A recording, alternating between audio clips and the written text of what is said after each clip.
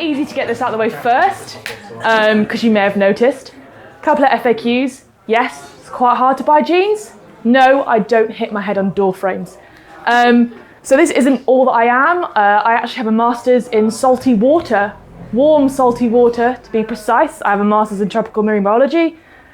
And that's what I'm going to talk to you about today, because the ocean brings joy to my entire existence.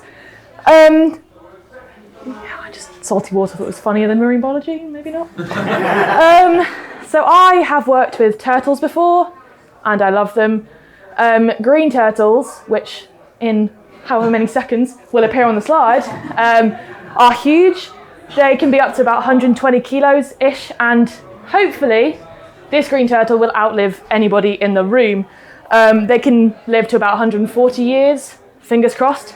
Another megafauna that you may like from the ocean would be a whale, which at some point again will appear on the screen. One fun fact about humpback whales in particular is their tails are as unique as human fingerprints. Just a lot bigger, like a lot bigger. But it's not always megafauna that are important about the ocean. Obviously people love them, but really small things matter as well. Coral reefs may in essence seem huge because they cover huge distances, but a coral itself, like one of those, has tiny organisms in it called zooxanthellae, and what they do is they use the sunlight they capture the sunlight and they kind of use it to produce energy in a similar way to plants, but it's not technically photosynthesis. Still not sure why. So yeah, the sun is really helpful. It allows coral to really boost themselves, but one thing that coral is struggling with is carbon emissions. So around 90% of the excess heat produced by burning fossil fuels is absorbed by the ocean, which increases temperature of the ocean, and then corals bleach and there is no biodiversity, and it's a real struggle to then get corals to live again. I've tried so hard, but you kind of have to cut them and stick them on things and it never really goes well, which is not ideal. Another issue for the ocean is fishing.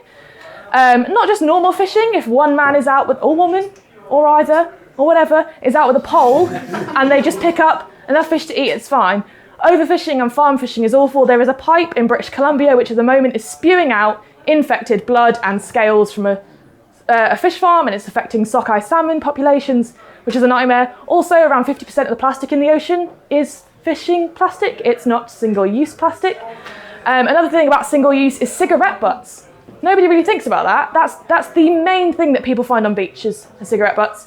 There is an app called the Marine Debris Tracker where you can input what you found, which is really quite sad because you look at it and just see all the rubbish. But another thing that's an issue is travel. SeaWorld. Don't really have much else to say there. SeaWorld is shocking, but don't buy shark products, don't buy coral reef jewellery, don't do it, please. And one thing that we can all do is educate ourselves, which is what I did. I went and did a master's. I really wish that she was in a submarine, but it's edited. That's sad. So I did my master's. What I did was I took tiny samples of water, about 3 or 4 milliliters, across a stream, and I took out every single, not manually, piece of DNA in every one of those samples. Using some very high-tech, very expensive equipment that I wasn't really actually allowed to touch. But that happened, and then what we did was we took the samples which had originated from Iceland, so technically not quite warm salty water, and we ran them through a coding program.